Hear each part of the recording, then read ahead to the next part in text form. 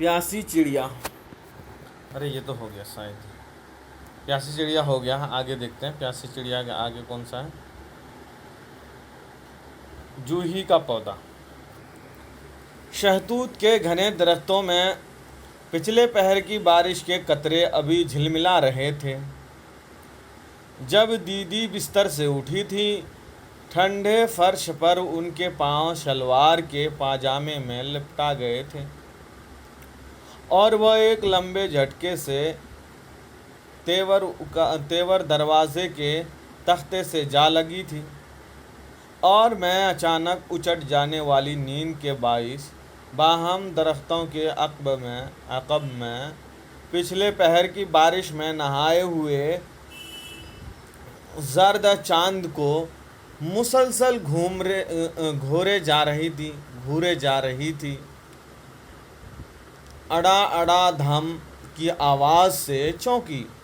मेरी तवज्जो उधर बढ़ गई और मैं बेख्याली में चीखने वाली थी कि कमरे की मध्यम रोशनी में दीदी के लड़खड़ाते हुए निढाल साए को पहचान लिया। दीदी चोरों की तरह दरवाज़ा खोल रही थी कि चरचराहट की आवाज़ हुई ना हो, पर आवाज़ थी कि रुकने का नाम ही ना ले रही थी। फिर वो दरवाज़ा खोल कर दीदी ने उसी एहतियात से बंद भी कर दिया। इसी दम जाने कैसे मेरे दिल में राजजूई की बात आई, एक अजीब सी गुदगुदी और धड़कन, जैसे मैं चोरी करने जा रही हूँ। बाहर दुधिया चांदनी में जूही की सफ़ेद गलियाँ यहाँ से वहाँ तक बिछी पड़ी थी और खुशबू से सारी फ़िज़ा मुअत्तर हो रही थी। वह बीमार चांद जो घने दरख्तों के परे पड़ा सतबाक लग रहा था, कैसा बुझा था, गोया दीदी का उदास चेहरा हो। मेरी निगाहें पिछले पहर की बारिश में नहाए हुए जर्द चांद की तरह उठ गई। पता नहीं खुले आसमान में ये जर्द चांद कैसा अकेला अकेला सा लग रहा है। पता नहीं दीदी से राहों और खेतों ने कितने बरस का पुराना कर्ज वसूल किया है कि उसके बदन में लहू की बूंद तक नहीं। भीगे चेहरे मुस्कुराती हैं तो लगता है दिल कितनी तह दर तह गहराइयों से उभरा है। हंसी है तो पास बैठे हुए लोगों के दिल धड़क उठते हैं। गोया दीदी ने बड़ी गहरी चीख मारकर गिरिया क्या हो। माँ उनके सर पर आहिस्ता से हाथ फेरती है। यूं काहे हंसती हो भली के मेरे दिन में बगोला सा उठने लगता है। दीदी कोई जवाब ना देती, कुछ बोलने की कोशिश करती हैं तो शायद कोई बगुला अफरियत का रक्स करता उसके हलक पर छा जाता है। उस दम मैंने महसूस किया है कि दीदी की आंखों के गोशे में कोई सवाला लरज़ रहा है। दीदी तुम क्या जानना चाहती हो, कह भी चलो। कई महीने हो गए, कुछ भी नहीं तो नन्ही। दीदी उठ खड़ी हुई हैं और खिड़की से लगकर शदीद धूप में तपते हुए नन्हे नन्हे जूही के पौधों को तकने लगती हैं। उस कड़ी धूप में उन नन्हे नन्हे पौधों पर कोई साइबान नहीं, कोई बादल का टुकड़ा नहीं जो खिड़की पर घड़ी भर के लिए ठहर कर ज़रा ठंडक पहुंचा दे। चलो चुल्लू भर पानी छिड़क दे। अच्छा नन्ही, ये धूप कब तक रहेगी? दीदी मैं क्या जानूं। मैं दीदी की बातों के समुंदर के किनारे खड़े खड़े कलाई की घड़ी देखकर जवाब देती हूँ, शायद 5 बजे तक, जब तक सूरज ना उतर जाए। और ये सूरज कब उतरेगा नन्ही? मैं नहीं जानती, मैं तो इतना जानती हूँ कि माली की बीवी लखिया के रूप का सूरज जब तक उतरा नहीं था, काना माली अपनी एक ही आँख से किसी अजल के भूखे राहों की तरह उसका रूप पी रहा था। और जब कर्ज उतर गया बल्कि ब्याज भी उसूल हो गया, तो काना माली शराब के नशे में धुत गलियारी गुलियारी रात गए तक मारा मारा फिरता है। और लखिया उसकी यादगार है। यादगार के नाम पर एक मरियल सा बच्चा लिए दिन भर बुखार में भपती रहती है, और बच्चा यूं रोता रहता है गोया काने माली की मौजूदगी का एहसास कहीं कम ना हो जाए। माँ चीखती हैं, जूही के पौधे सूख रहे हैं, कोई पानी नहीं देता, माली पता नहीं कहाँ माली कहाँ नहीं पता, दिन भर भागा भागा फिरता है और हरामजादी कुत्ते के पिल्ले को लिए पड़ी रहती है। हरामजादी लखिया के बदन पर कौवा खाने को मांस नहीं। वह 10 कदम चलती है तो चक्कर आ जाते हैं। बाहर जूही के पौधे पानी बगैर सूख रहे हैं। माँ चिल्ला रही हैं और उसे रूप के चारों का बुखार छोड़ता नहीं। मैं कहती हूँ, दीदी तुमने रूप के चोरों का किस्सा सुना है? मगर दीदी मेरी बात सुनकर फिर उसके अंदाज से हंस देती है जैसे रोने और हंसने का ढंग ना भूल गई हो। नहीं नन्ही, मैं राजा की कहानी जानती हूँ जिसने स्वर्ग के लोभज में धरती को छोड़ा तो उसे स्वर्ग मिला न धरती। मैं भी शिव शंकर की तरह खुला में मुअल्लका झूल रही हूँ। मुझे ये सुनकर ताज्जुब होता है, दीदी क्या चाहती हैं? जब से आई हैं लोग आँखों में बैठाए हैं, अच्छे से अच्छा खाने को देते हैं। भैया अपनी बीवी की जैसी साड़ी नहीं लाते, उससे अच्छी दीदी के लिए लाते हैं। सारे घर में बच्चे चिल्लाते रहते हैं मगर दीदी के कमरे के पास पहुंचकर चुप हो जाते हैं ताकि दीदी के आराम में खलल ना पड़े। माँ ने बच्चों को मार मार कर समझाया है कि दीदी को कोई तंग ना करे। दीदी तुम्हें यहाँ स्वर्ग से भी ज़्यादा आराम मिलता है। मैं जब दीदी से अपना मुकाबला करती हूँ तो मुझे रश्क होता है। मगर मेरी बात सुनकर दीदी और भी उदास हो जाती हैं। उसकी आंखें झलक उठती हैं। उनकी मंतक मेरे दिमाग में नहीं समाती। यही तो दुख की बात है नन्ही। मैं नहीं देखती हूँ। माँ भैया से मेरा जिक्र करती हैं तो आप ही उसकी आंखें भर आ जाती हैं। दरअसल नन्ही स्वर्ग के उन देवताओं ने मुझे कबूल नहीं किया, ऐसी तो कोई बात नहीं थी। हमने तो दीदी को अपनी आंखों में जगह दी थी। वह तो 10 वर्ष का मासूम निक्कू कभी कभी दीदी की तरफ देखकर माँ से पूछ बैठता है, माँ ये जी कौन है? माँ जी इसकी सर पर मोहब्बत से हाथ फेर कर कहती हैं, ये तेरी फूफी है, तेरे बाप की बहन, मेरी बेटी। निक्कू जवाब पाकर दीदी की तरफ लपकता है और बड़े इस्तिजाब और मासूमियत से पूछता है, तुम मेरी फूफी हो क्या? जब दीदी हाँ में गर्दन हिला चुकती हैं तो उसके मासूम दिमाग में बड़ा भयानक सवाल उठता है, फूफी तुम इतने दिन कहाँ रही?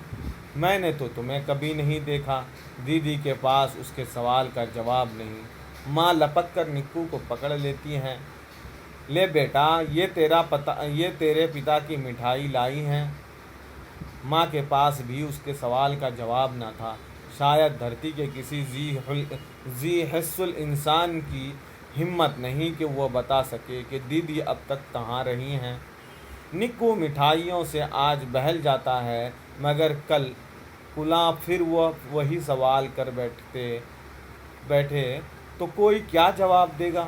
غالباً دیدی کو اس حقیقت کا کچھ ایسا احساس ہے کہ وہ تھرا جاتی ہیں، ان کی آنکھیں لہو لہان ہو جاتی ہیں، تو وہ نکو کو پیارے گلے لگا کر کہتی ہیں، ایک راکشس صبر کا دھڑ، یہاں سے تو سینکڑوں میل دور ایک سفید مسجد والے گاؤں میں پتہ نہیں کب کی خطا تھی، کب کا قرض تھا جس نے اس نے وصول کیا ہے۔ راہوں نے امرت کا ایک گھونٹ پیا تھا کہ چندرما نے شمبھو کو اشارہ کر دیا۔ کھلے آسمان پر جب 14ویں کے چاند کو میں دیکھتی ہوں تو پتہ نہیں اس کے اداس چہرے میں مجھے کتنا درد سمٹا ملتا ہے۔ راہوں کے منہ اور گلے سے گزرتے وقت خبر نہیں اس خاموش چاند کو اپنا کتنا لہو جلانا پڑتا ہوگا کہ اس پورے چاند کی بھیگی روشنی میں ہمارے دھرتی اداس اور سورگ دکھائی پڑتا ہے۔ کوئی پلٹ کر ماں کی طرف دیکھ لے، بھیا بھابھی کو بھی دیکھے، دیدی کی بات سن کر کیسے سپاٹ اور بزمردہ ہو گئے ہیں ان کے چہرے۔ ماں منہ پھیر کر آنسوؤں کو گھونٹ پی لینا چاہتی ہے، اسے ہنستے ہوئے نکو کو پیار کرتی ہے۔ نکو، تیری پھوپھی کی شادی ہوگی، کچھ دنوں میں دیکھنا، باجے بجیں گے، پھر وہ اپنی سسرال چلی جائے گی۔ ماں بھی حماقت کر جاتی ہے۔ نکو سے باتیں کرتے وقت بھلا دیدی کی طرف دیکھ لینے کی کیا ضرورت تھی کہ ان کا چہرہ دیکھتے ہی ماں کی آواز لرز گئی، نکو نہیں جانتا سسرال کسے کہتے ہیں؟ کوئی سفید مسجد والے اجنبی گاؤں کو دل سے سسرال مان لے تو دیدی کا آدھا درد بڑھ جائے۔ تہ تر گہرائیوں سے ابھرنے والے دل کا سایہ جب چہرے پر پڑتا ہے تو اماس کی یاد آ جاتی ہے اور سارا وجود یوں پزمردہ ہو جاتا ہے گویا جوہی کے پودوں نے مسلسل کئی برس سے دھوپ کا زہر پیا ہو۔ امرت کی ایک بوند کے لیے پہلے زہر کا کڑوا گھونٹ بھی پینا پڑتا ہے۔ کوئی وقت کے لیے شنکر کا پکارے کالگڈو کا پیالہ کب سے جھلک رہا ہے۔ دیدی کہتی ہے، اے بھگوان، مجھے ذرا سی ہمت دے تو یہ پیالہ میں پی جاؤں۔ دیدی کے بعد ہم تین بہنوں کی سسرال بھی کہیں نہ کہیں ہاتھ پسارے اکیلے پگڈنڈی پر نظریں جمائے منتظر ہو گئی، مگر وہاں سے چل کر کوئی نہیں آتا کہ نئی سہاگنوں کے مہندی رچائے پاؤں کھڑی دھرتی پر نہیں چمچمائی ہوئی ڈولیوں پر چڑھتے ہیں۔ لوگ صدیوں کی اس ریت کو بھلا بیٹھتے ہیں۔ میکے کی گہرائی ممتا بھری گود سے ہمارا بھی جی اکتا گیا ہے۔ سسرال کے قوی بازوؤں کے لمس کا ان میں دیکھا انجام سا پر لذت تصور دور دور تک کھلی چاندنی میں جوہی کی کلیوں کی طرح مہک رہا ہے۔ دیدی کہتی ہیں، باؤ جی کے امرت منتھن جب بھی سفل ہوں گی، جب کوئی شنکر وش کا پیالہ گھونٹ جائے۔ مجھ میں ہمت ہی نہیں۔ وہ روز بھگوان سے پرارتھنا کرتی ہیں کہ وہ ذرا سی ہمت دے دے، لیکن میں جانتی ہوں ایسے کتنے وقت دیدی سوچ کی بلند پرواز کے سہارے پتہ نہیں کسے چھوڑے ہوئے سمندر پر سایہ فغن منڈلا رہی ہیں کہ اس کی آنکھیں بھر آتی ہیں، تب وہ پڑے بے قلبی کے عالم میں گویا تڑپ کر کھڑکی کے پاس کھڑی ہو کر جوہی کے افسردہ پودوں کو نگاہوں سے ٹپکنے لگتی ہیں۔ साँझ होते ही जब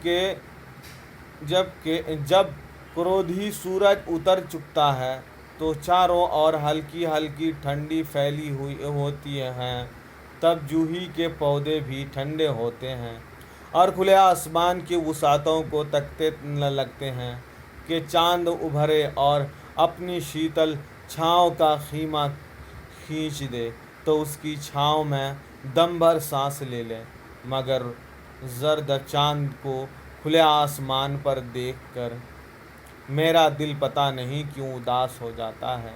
दीदी कहती हैं उसे अच्छी ओमास की तारीख हैं रात है कि चांदनी का तस्वुर सैकड़ों मील बल्कि लाखों मील तक नहीं, और अंधकार में टामाटोइयाँ मारते मारते एक आदत सी पड़ जाती हैं। और फिर बोलते बोलते दीदी यूं चुप हो जाती हैं गोया अब कोई शब्द उनके होठों से निकाले तो सारा मुंह जल जाएगा। तभी उसकी आंखें जिसमें सवाल बनकर दिलों में पिघलने लगते हैं।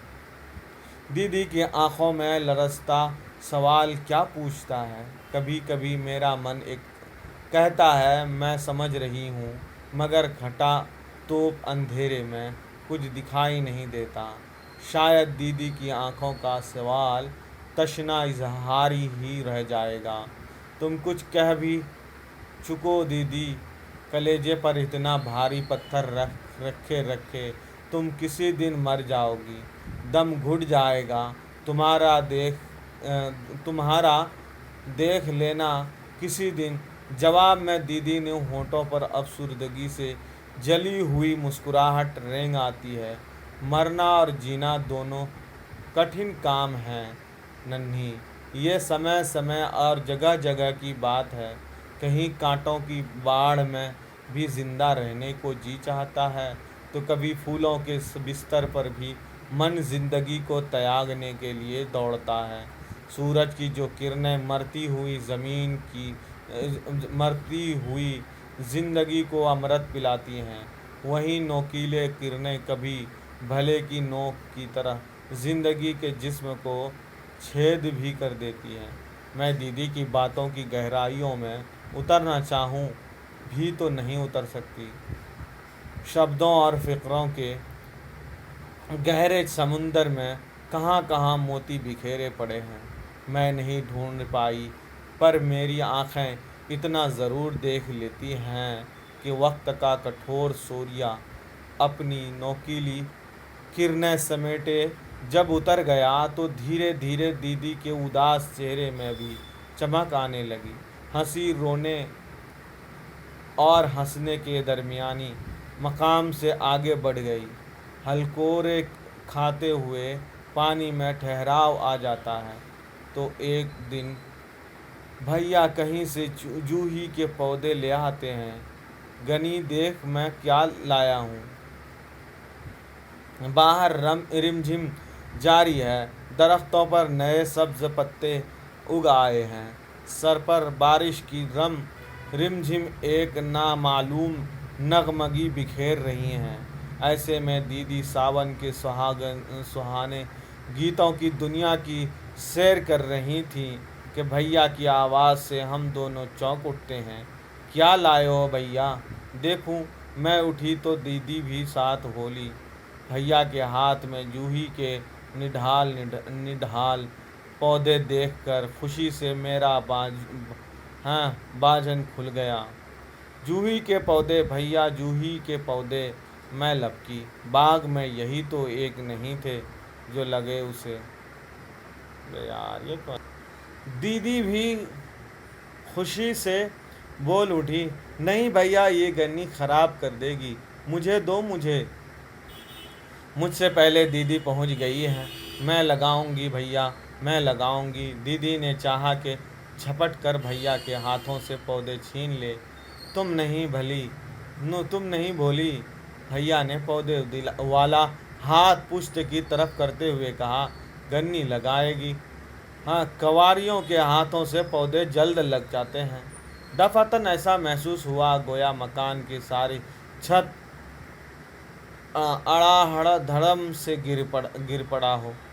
एक सांप सा पल भर में सारे जिस्म से उलझता हुआ गुजर गया।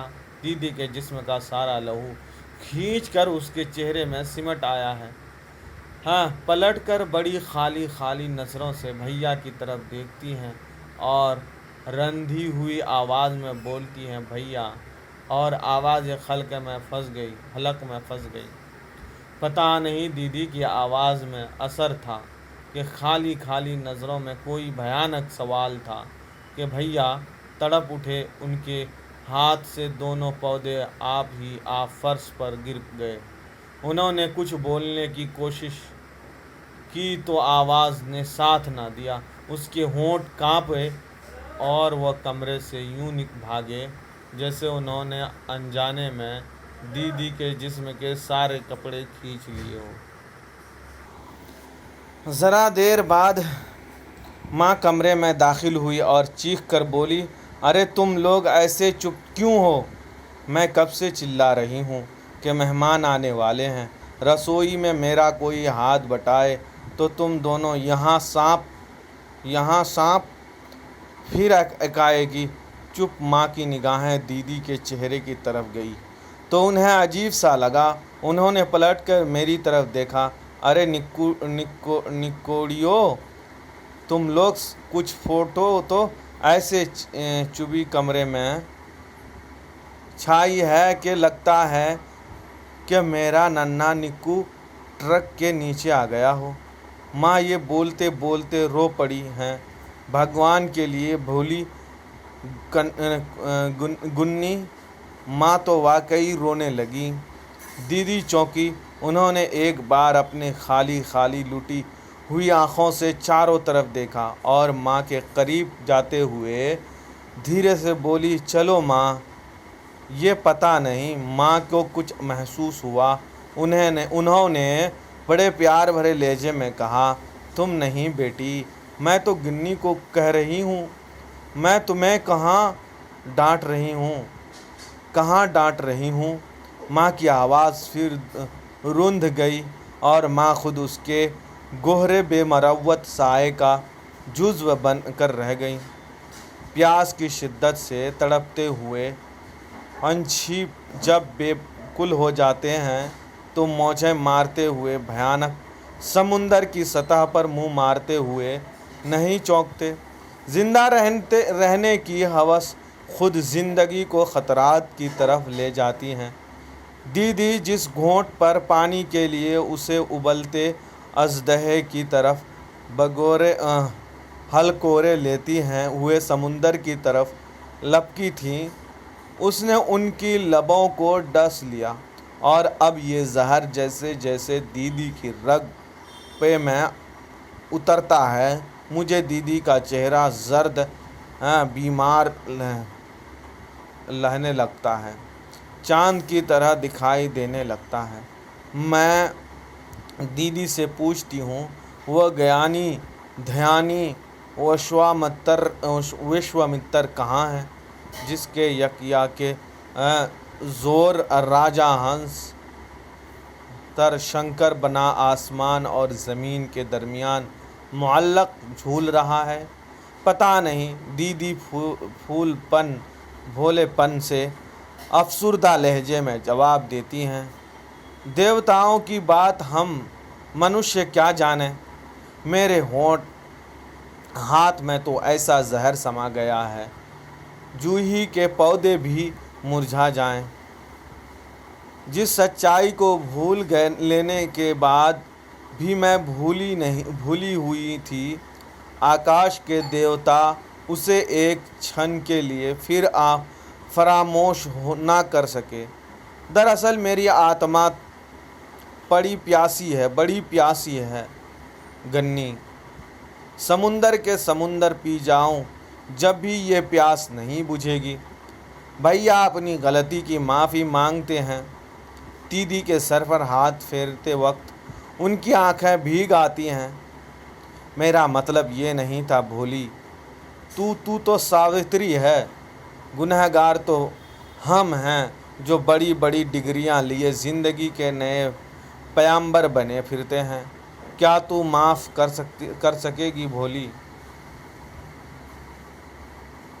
میں خود سوچتی ہوں، کیا دیدی بھیا کو معاف کر سکے گی؟ کوئی کسی کو معاف نہیں کرتا۔ زندگی کی کھیت میں زہر بونا آسان ہے مگر اسے کاٹنا مشکل۔ خود اپنے ہاتھ نیلے پڑ جاتے ہیں مگر یہاں کا دستور ہی الگ ہے۔ جو بوتا ہے وہ کہاں کاٹتا ہے؟ زہر کی اس کھیتی کو زندگی کے وہ بے گناہ ہاتھ کاٹتے ہیں جن کو ملتا میں دیوتاؤں کا تقدس رچا ہے۔ جب سچائی گھائل پرندے کی طرح وقت کے کھلے میں لڑکھڑاتی کسی بے رحم چٹان پر گر جاتی ہے تو کوئی شکاری خوشی سے جھوم اٹھتا ہے۔ سچائیوں کو زخمی کرنے والے شکاری سے کوئی پوچھے، ان زخمی جسموں پر تم ٹھنڈے مرہم کے پھوہے رکھ سکتے ہو؟ نکو کا سوال اسی دن کتنا بھیانک تھا۔ دیدی اب تک کہاں تھی؟ کوئی مٹھائی نہیں بہلاتا۔ چھوٹے سے معصوم دماغ سے نکلا ہوا یہ سوال آج دیدی کی ساری زندگی پر محیط ہے۔ اور تو اور کوئی ذرا ہمت کر کے جھانک پھٹک کر دیکھے تو خود ہمارے دماغ میں کہیں نہ کہیں یہ بھیانک سوال چھپا ہوا ہے۔ پھر باہر لوگوں کا کیا پوچھنا؟ اب شاید دیدی کے ہاتھ میں کبھی مہندی نہ مسکرائے۔ ویران مانگ یوں ہی انتظار کے سہاگ میں جلتی رہے گی۔ ماں انہیں بھی مٹھائیوں سے بہلانے کے دیکھو نا۔ یہ لوگ جو دور دور سے دیدی کے لیے چل کر آتے ہیں، ایک سوال بن کر دیدی کی راہ میں کھڑے ہو جاتے ہیں۔ وقت دھیرے دھیرے گزر ہی جاتا ہے اور کتنے ہی دکھوں سے چور انسان کو تھپتھپاتا ہے۔ سمے کی پتھر چھاؤں پڑے میٹھی ہے۔ میلوں کی مسافت طے کیے ہوئے مسافر بھی اس کے نیچے اپنی تھکان بھول جاتے ہیں۔ جب بہت سی زردار اور بے جان پتے گر پڑتے ہیں تو سوکھی مری شاخ میں زندگی چپکے سے ٹھیکتی ہے اور پھر نئی نئی کونپیں پھوٹنے لگتی ہیں، ہریالی جاگتی ہے۔ زندگی جتنا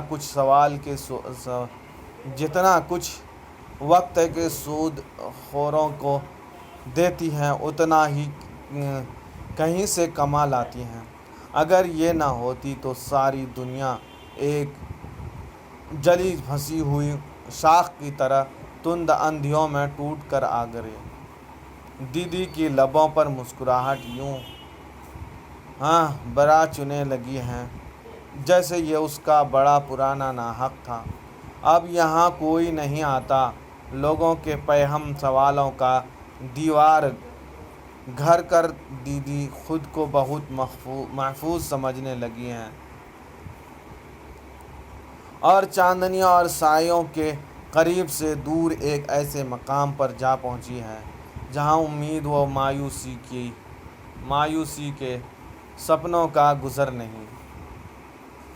چلو یوں ہی سہی، گھر والے بھی اطمینان میں دیدی کو دیکھ کر خوش ہو لیتے ہیں، مگر یہ بات نہیں ہے، یہ تو پل پل کی بات ہے۔ شاید نکو جب دیدی کی باہوں میں جھول جاتا ہے اور ان سے کہانیوں کی انجام وادیوں کے سیر لیے مصرتا ہے تو دیدی اسے ایک قصہ سناتی ہے جس میں ایک بے خطا عورت کو شوہر کی بددعا نے بے جان پتھر میں بدل دیتا تھا۔ پتھر ہونے سے پہلے ایلیا نے اپنے گناہ پوچھے تھے جس کا جواب اس کے شوہر کے منطقی دماغ نے بھی دینے سے انکار کر دیا تھا، کیونکہ سچائی کے لیے کسی منطق کی ضرورت نہیں پڑتی۔ اسی طرح منطق کے لیے بھی سچائی بیکار شے ہے۔ پھر بھی دیدی چونک اٹھتی ہیں۔ پھر کیا پوچھ رہے ہو نکو؟ میں اس پتھر کی مورتی کا کیا بنا؟ میں آگے بڑھ کر دیدی کے تھوڑی اٹھا کر پوچھتی ہوں۔ دیدی کی آنکھوں میں صرف دھول اڑتی دکھائی دیتی ہے، وہی کوئی ننھی ننھی کوپلوں سے بھری شاخ کالی دھول میں لرزنے لگتی ہے۔ بولو نا دیدی، اس پتھر کے بے جان مورتی کا کیا بنا؟ دیدی مجھے یوں مصر دیکھ کر جان چھڑکنے کے لیے کہہ اٹھتی ہے، کہتی ہیں، گنی اس کو رام کے قدموں کے ٹھوکر لگی تھی جب اس میں نئے سرے سے جان آ گئی اور ایلیا نے برس کی قید سے نجات پائی۔ میں دیدی سے اور کچھ نہیں پوچھتی۔ میرے دماغ میں بھی ایک سوال تیزی سے آ گیا ہے، کیا دیدی کو بھی کسی رام کے قدموں کا لمس چاہیے؟ کیا دیدی کو بھی کسی کا انتظار ہے؟ انتظار کہتے ہیں دنیا کے ہر شے کو انتظار ہے۔ جوہی کے پودوں کو دن بھر کے دھوپ کے بعد رات کی کھلی شیتل چاندنی کا انتظار ہے، تو لکھیا اپنا سب کچھ گنوا کر اس کے سود خود بننے کی منتظر ہے۔ کوئی سمندر خود بھی کسی جنم جنم کے پیاس سے پرندے کے پاٹھ دیکھ رہا ہے۔ یہ ایک پتلا سا غیر مرئی ریشمی تار نہ ہو تو خود میں سنسان پگڈنڈیوں سے نگاہیں اتار کر پتھر کی مورت میں نہ بدل جائے۔ وقت کے ریگستان میں یہی انتظار ہی تو ہوا جو جھونکا بن کر زندگی کا سہارا بن جاتا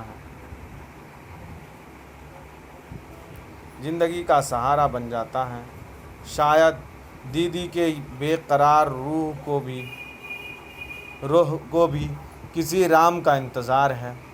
دیدی روشن دان کی سمت دیکھتی ہے جس کے چاروں طرف مکڑیوں نے جال بن رکھے ہیں اور عین درمیان کوئی مکھی بھنبھنا رہی ہے۔ مجھے بھولی بھولی یاد آتی ہے۔ گنی دیدی اپنے ہتھیلیوں کو دیکھتی ہیں۔ خوبصورت گلاب کے رنگ کے سرخی مائل ہتھیلی پر گہری سرمئی لکیریں بڑی بھولی دکھائی دیتی ہیں۔ یہ جو بھیا کے ساتھ آج صبح ہمارے یہاں مہمان آیا ہے، کھوئی آنکھوں والا افسردہ مہمان، کئی برس بیتے ایک روز میری ہتھیلی کو دیکھتے دیکھتے پتہ نہیں کیا سوجھا تھا کہ اس نے جیب سے رنگوں کی ٹیوب اور برش نکالے اور وہیں چائے کی ڈش میں رنگوں کو کھول کر میرے ہاتھ کی لکیروں کو سیاہ رنگ دیا اور عین درمیان سرخ پان کے پتے جیسے کوئی چیز بنا گیا تھا۔ اس کے دن تو میں کچھ سمجھی کچھ نہیں سمجھی تھی، مگر کچھ عجیب سا ضرور لگ رہا تھا، اور میں دن بھر اسے داہنے ہاتھ کو لوگوں سے چھپائے پھری تھی، جیسے کوئی بڑا دولت میں نے اس کے مٹی میں دبا رکھا ہے۔ مگر جب بھی میں مکڑی کے جال میں کسی ذی حسن کیڑے کو پھڑپڑاتا دیکھتی ہوں تو مجھے محسوس ہوتا ہے گویا وہ کھوئی آنکھوں والا آرٹسٹ میری مٹی میں لرزتا دھڑکتا دل دے گیا تھا۔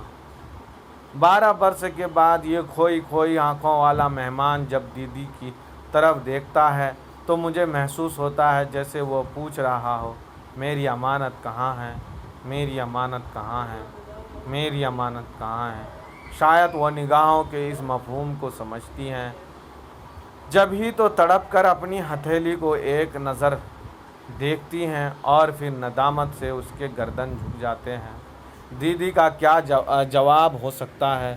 میں جانتی ہوں کھوئی آنکھوں والے آرٹسٹ کی امانت یہاں سے بہت دور دیدی کے ایک سفید مسجد والے گاؤں میں کھو گئی ہیں۔ لہو لہان دھرتی میں ایک گوشت کے لوتھڑے کی کیا حقیقت وہیں سرخ دھول میں تڑپتا ٹھنڈا ہو گیا ہوگا۔ خالی ہتھیلی میں कहीं शायद कोई खून की बूंद थरथरा रही होगी, जैसे दीदी अकेले में देख लेती हैं। मगर इस नादान रंगों से खेलने वाला ज़िद्दी बच्चा को कोई क्या समझाए, जो बाजी की अमृत मंथन के पहले फल का ही दीवाना है। जाने उसे पता भी है कि नहीं। उसका लग ढेगे प्याले को घोंटने वाले का कलेजा फाड़ जैसा होना चाहिए। वह बराबर यही कह जाता है कि जुनून के हुस्न अंधियारे ताकत पर मैंने एक मध्यम सा दीप रोशन किया था। अगर वो ज़माने के तुंद आंधियों से बच गया तो क्या हुआ, मैं वहीं फिर एक चिराग जलाऊंगा। उस तारीख ताक को मैं उजियाल दूंगा। जाने दीदी भी खुश हैं। गहनाए हुए चांद ने महीनों के बाद राहों के जंगल से निजात पाई है। खुले नीले आसमान पर ये चंद माह पूनम का त्यौहार मनाने को है। उसकी रोशनी में सारा घर मुनव्वर हुआ उठा है। बाबूजी बहुत खुश हैं। वह अजनबी मेहमान को ऐसी नज़रों से देखते हैं जैसे वो शंकर भगवान हो, जिसने जहर का प्याला पीकर दुनिया वालों के लिए अमृत की बाढ़ खोल दी थी। बाबूजी ने खुद ही कहा था, उस जहर को पी चुकने के बाद तेरा खूबसूरत जिस्म नीला पड़ जाएगा, ऐसा बदनुमा हो जाएगा कि लोग तुम्हें देख देख कर हंसेंगे और तुम्हारे करीब ना भटकेंगे। उसने बाबूजी के हाथों के थामते हुए कहा था, मैं सच्चाई की तलाश में नगर नगर फिरा हूँ बाबूजी। मैं उसके गांव भी गया था जहाँ की लहू ने नहाई हुई धरती पर एक सच्चाई तड़पती मर गई थी। मगर सच पूछिए तो सच्चाई कभी नहीं मरती। वह एक जगह कत्ल होती है तो कई जगह नमू पाती है। उसी को तो उतर पर ही ज़िंदगी का इन्हिसार है। दीदी के हथेली पर धड़कता हुआ शीशा है। उसकी आँखों में, उसके दिल के गोशे में कहीं जा छुपा था। मानो निगारों पर राख पड़ गई हो, निगाहों पर राख पड़ गई हो। आज प्रभाव के एक हल्के फुल्के से वह राख उड़ गई और अंधेरे से सुर्ख लहू सी कोई चीज़ झलक उठी है। खोई आँखों वाला ये नादान आर्टिस्ट कहाँ है? यही सच्चाई है।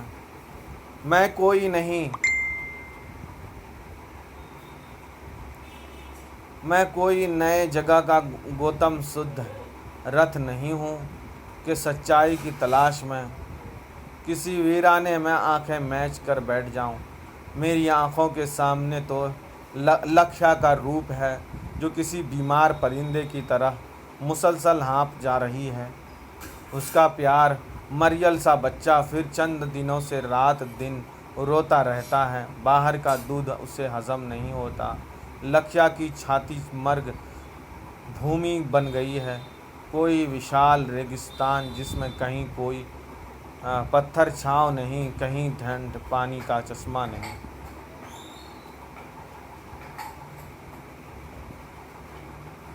माँ जब जूही के पौधे को पानी बगैर सूखता देखती है तो चिल्ला उठती है, इसे कड़ी धूप में कोई चुल्लू भर पानी नहीं देता। लखिया रानी हो गई है रानी। माँ को काश पता होता कि उसके बाग का अकेला पौधा भी वक्त की घड़ी तमाज़त में झुलस रहा है।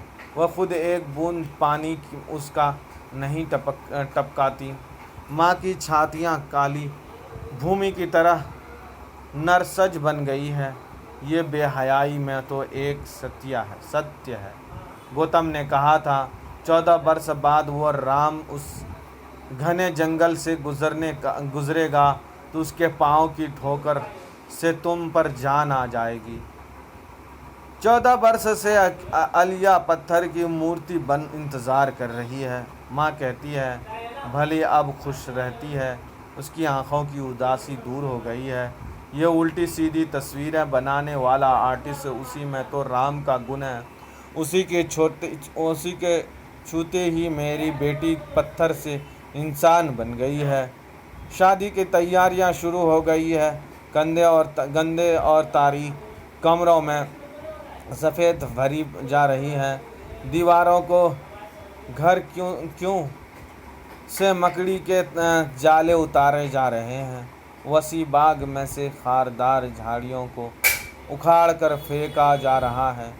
لوگوں کے اداس چہروں پر سرخیاں پھیل رہی ہیں۔ سارا گھر خوش ہے۔ وہ خود دیدی کی آنکھوں میں کہیں دور سے چراغ روشن ہو اٹھے ہیں۔ زندگی کی دلہن بننے کے بےتاب ہے۔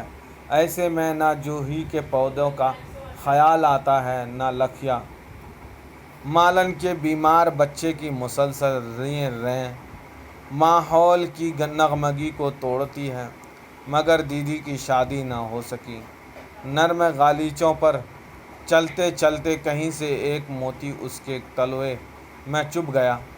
دیدی اچانک چونک اٹھی، گویا اب تک جو خوابوں کی کجروں گوجر رہی تھی، اس کی ایک ایک کلی ٹوٹ کر بکھر گئی ہو۔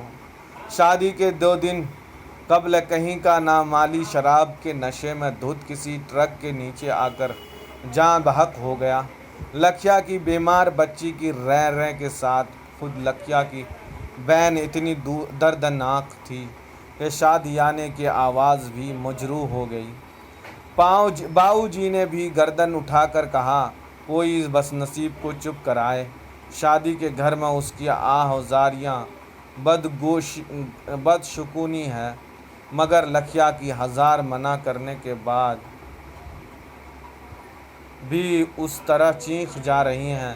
اس تنہا دنیا میں اپنے مریل سے بچے کو اکیلے بھاگ کو رو رہی ہیں۔ اسے شاید اس بات کا غم نہیں کہ اس کی زندگی کا رفیق اس سے بچھڑ گیا ہے۔ اسے غم ہے تو اس بات کا کہ اس کا بچہ آج یتیم ہو گیا ہے۔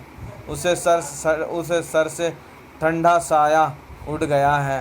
اب وہ وقت کی کڑی تمازت میں کسی ٹھنڈے بادل کی طرح باٹ جوڑ رہا ہے۔